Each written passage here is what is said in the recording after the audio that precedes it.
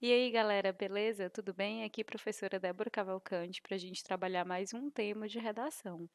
O tema de hoje é o suicídio entre os jovens brasileiros. É um tema bastante delicado, né, que tem muito impacto social e que a gente precisa trabalhar, certo? Como introdução, todo aquele nosso esquema de sempre. Texto dissertativo argumentativo tem três partes: introdução, desenvolvimento, conclusão. Introdução, tema, tese e os tópicos frasais.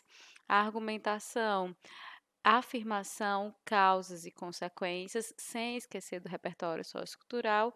E conclusão, retomada da tese, proposta 1 completa, proposta 2 incompleta. Professora, a senhora não se cansa de dizer isso? Eu me canso, mas você vai ter que ouvir até a hora da prova do Enem, para você não esquecer de nada, tá certo? Então vamos lá. Falando novamente, suicídio entre os jovens brasileiros. Para começar, né, porque a argumentação quer uma problematização negativa, porque o suicídio não é um tema bacana para a gente trabalhar, não é sobre a superação dele, nem nada disso. É ele por ele, é ele entre os jovens. Então, não tem uma argumentação positiva de jeito nenhum aqui. A argumentação tem essa vertente negativa, problematização ruim. Então, a gente pode começar a introdução com aquele nosso contraste. Apresenta alguma coisa boa em relação à depressão, aí apresenta a tese negativa e dois argumentos que justifiquem. Eu, por exemplo, organizei aqui nos tópicos, primeira coisa, para a introdução, dizer que existe mais conscientização, que há mais debates, séries e filmes, né, que abordam esse tema do suicídio com o intuito de conscientizar as pessoas. Então, só essa abordagem já é um fator positivo, certo? Então, menciona aí. Em contrapartida, o que que acontece? O suicídio ainda é a quarta causa de morte entre os jovens.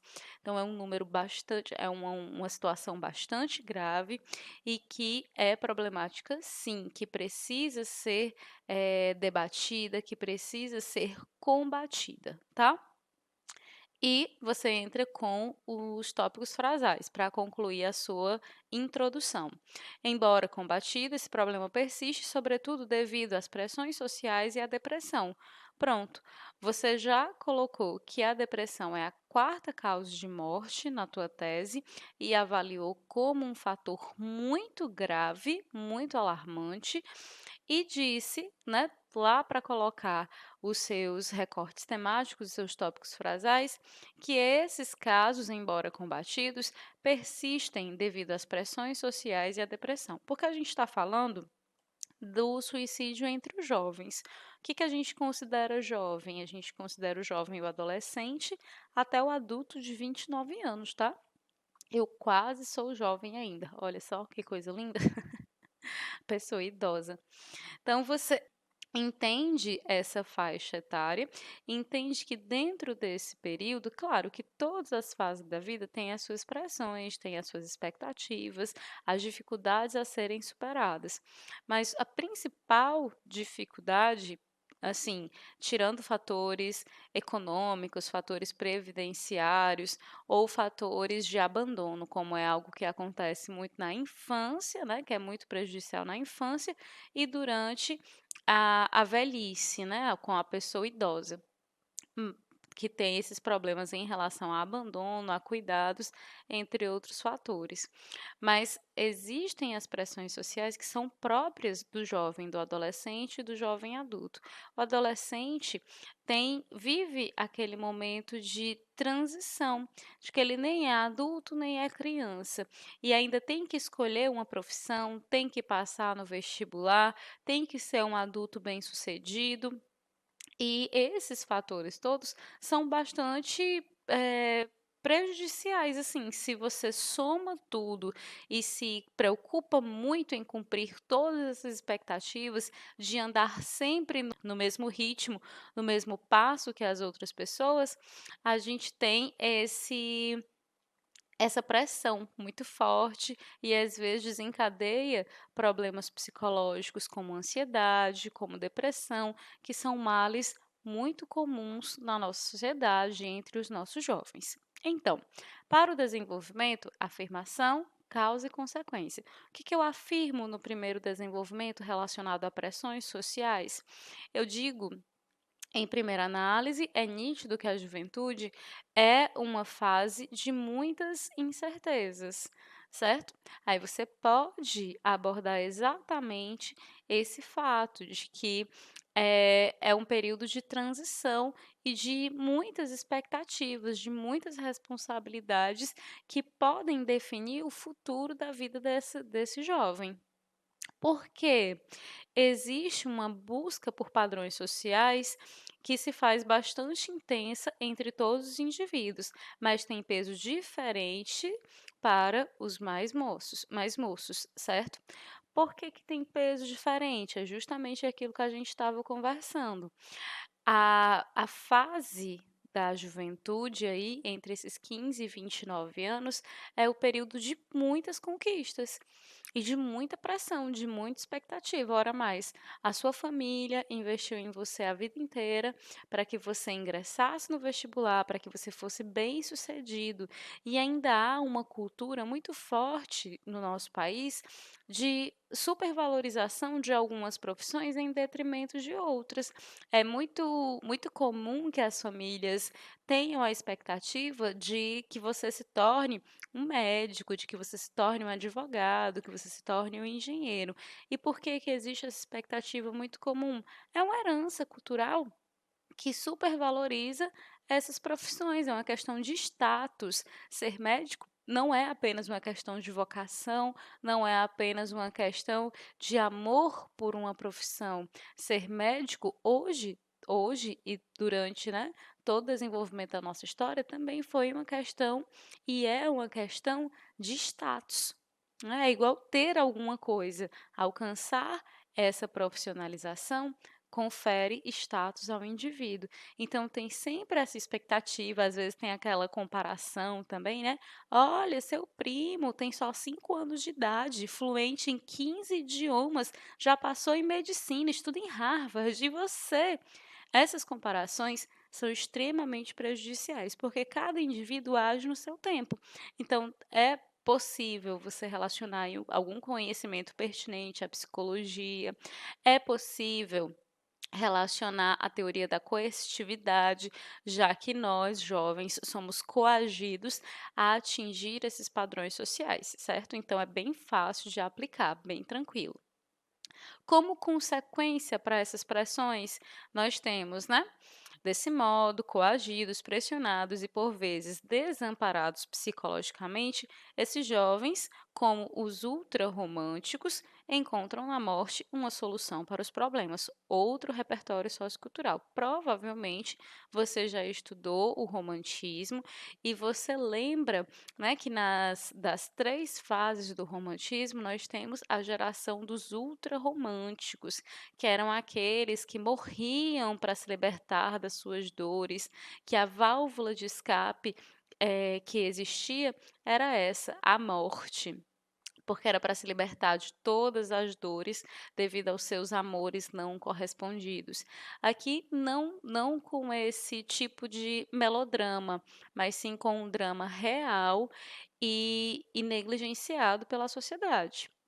Certo? Então, entende, articula essa afirmação, essa causa e essa consequência, junta em um repertório bacana para fazer um parágrafo de desenvolvimento.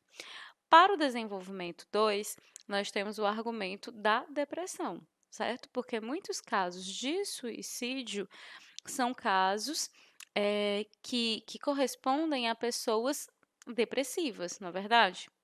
Então, é um fator também a ser analisado. Eu coloquei, ademais, já para aproveitar o conectivo, a ignorância ainda é grande fator que contribui para a existência de casos de suicídio. Como assim a ignorância? A ignorância no sentido de falta de conhecimento. Porque a saúde mental é totalmente negligenciada. Se a saúde física, né, já tem esse fator de negligenciar, imagina a saúde mental, que é algo mais subjetivo, que é algo comumente associado à preguiça, à falta de ânimo, inclusive à falta de Deus, né, o que é cruel, cruel para com as pessoas que são depressivas e que ficam ainda em um colapso, né, um conflito maior ainda, que só piora o seu estado emocional e psicológico. Aí, como uma causa, eu coloquei o conservadorismo. Eu disse assim: o conservadorismo, associado a fatores religiosos, é muito presente na sociedade brasileira e, às vezes, negligencia os casos de depressão. Como assim? A gente tem de novo, né, a colonização, a doida da colonização, só aprende isso em história. A colonização do país foi feita em resposta à reforma protestante que havia na Europa. Então, para ganhar mais fiéis, vieram aqui para o Brasil os padres jesuítas, né, catequizar os indígenas e tal. Tudo bem. Aí, onde, né, que isso se relaciona com esse conservadorismo? Ora mais, se a religião é um dos fatores culturais mais pertinentes, né, mais presentes da nossa colonização, é óbvio que os seus elementos, como o conservadorismo, seja muito presente na nossa sociedade. Então, a gente pode relacionar esse conservadorismo religioso, né, como um dos fatores que oprimem aí o depressivo. Como assim oprime o depressivo? Porque vai questionar o seu problema de saúde mental, como se fosse algo relacionado apenas a fatores espirituais, ou a fatores espirituais, que eu acho que nem apenas, né, dá para se fazer essa relação. Não dá para se fazer essa relação de forma alguma, a partir da minha perspectiva. Você pode ter perspectivas diferentes. Mas não é cruel afirmar? A pessoa tem um problema de saúde, a pessoa está depressiva, precisa de medicação, precisa de acompanhamento psicológico, acompanhamento psiquiátrico, e o indivíduo olha e diz: não, isso é falta de Deus, é porque você não ora bastante, é porque você não vai à igreja. Isso é de uma crueldade sem tamanho. É a mesma coisa dizer que uma pessoa que tem câncer, que tem qualquer outro tipo de doença, mas que se manifeste de maneira física, que também é falta de Deus. Isso volta, inclusive, até um repertório para você usar.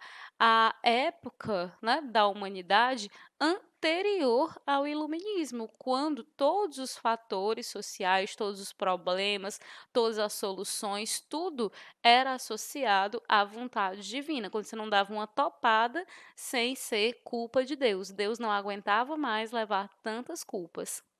Então, veja só, né? Constrói esse raciocínio relacionado ao conservadorismo. Você pode, né, relacionar ou à colonização do país ou ao período anterior ao iluminismo, depende de como você quiser fazer, tá bom? A escolha é sua.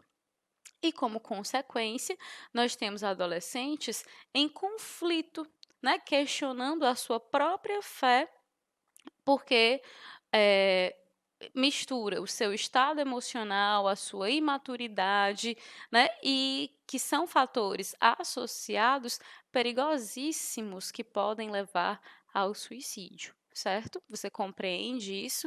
Existem séries também, você pode pegar aquela série Os 13 Porquês, né, 13 Reasons Why, para fazer essa associação. Se você não conseguir relacionar um fator histórico ou da sociologia, apela para a série, apela para o filme, apela para aquele conhecimento, para aquele repertório que estiver próximo a você. Só não pode deixar sem repertório nenhum, porque o seu argumento vai ficar no senso comum, tá bom? Entendeu? Pronto. E como conclusão, a gente retoma a tese, tá? Apresenta a proposta completa e apresenta uma proposta incompleta. Não esquece dos conectivos, não esquece de dividir o texto em períodos. Na retomada da tese, eu disse aqui, portanto, faz perceptível que o suicídio configura um grave problema e deve ser combatido. Não retoma aquilo que eu disse durante o texto? Então, pronto, está satisfatório. Como proposta completa, eu vou dizer desse modo: o Ministério da Saúde deve ampliar projetos voltados para a saúde mental, como o Cuca Legal, que é um projeto desenvolvido por uma universidade de São Paulo, se eu não me engano, é a USP, por meio de parceria e investimento nos cursos de psicologia e psiquiatria das universidades, a fim de garantir atendimento profissional aos jovens e, desse modo, reduzir o número de suicídios. Você pode ver aí direitinho em vermelho todos os elementos destacados e anterior a eles nós temos o seu respectivo nome, né? Agente, ação, modo, detalhamento e efeito. Veja aí que o detalhamento está depois da ação, porque neste caso especificamente eu estou detalhando a ação. Você pode detalhar qualquer um dos elementos: agente, ação, modo, detalhamento. Detalhar o detalhamento. Detalhar o detalhamento não, doida. É agente, ação, modo e efeito. Pode detalhar qualquer um deles, certo? Mas eu recomendo que você detalhe ou a ação ou o modo. O detalhamento do agente é muito simples, é muito bobo. Então, né, eu não recomendo, porque pode acontecer aí algum problema no meio do caminho. E o detalhamento do efeito é a coisa mais confusa da vida, parece outro efeito. Quanto mais você detalha, mais efeitos parecem haver, certo?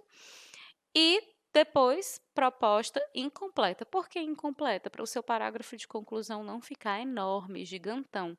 Ele não pode ser maior que o parágrafo de desenvolvimento. Dessa forma, retoma a tese curtinho, coloca a proposta completa de uma forma objetiva e depois coloca a proposta incompleta. Eu coloco aqui tudo na ordem de agente, ação, modo, detalhamento e efeito, para ficar mais claro para você entender, mas você não precisa fazer necessariamente nessa ordem, tá?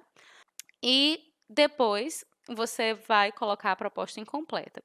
Colocou o ponto, coloca o conectivo. Além disso, aí coloca uma ação e um efeito para combater a depressão aí, certo? Dentro da ideia que foi desenvolvida no parágrafo de argumentação. Certo? Bom, resumindo, é isso. Eu espero que vocês, né, tenham compreendido direitinho o tema e que consigam desenvolver, articulem bem cada um desses tópicos. Você pode utilizar outros tópicos se você quiser. Aqui é só uma ideia, é só uma base para que você tenha uma estrutura rápida e fácil. Percebe que todos os temas a gente está trabalhando do mesmo jeito? Introdução, tema, tese, tópicos frasais, desenvolvimento, afirmação, causa e consequência. Porque desse jeito você não vai ficar pegar a prova, pegar um tema de redação, uma proposta e passar 10 minutos pensando o que é que você vai fazer da vida. E agora, José, o que é que eu faço? Para isso, a gente desenvolve uma estrutura rápida. Falando em estrutura, estrutura não é, gente, uma frase feita, não é um decoreba. Estrutura é uma orientação que você vai fazer para o seu leitor, certo? Você precisa deixar um caminho para ele trilhar. Por isso eu insisto para que você tenha partes específicas de cada parágrafo para fazer direitinho lá o teu texto, desenvolver, não faltar nenhuma informação e ficar, obviamente, aquele fio condutor que vai guiar o teu leitor durante toda a redação. Pronto. Então, por hoje, por agora, pelo momento, é só. Um beijo e até mais. Tchau, tchau.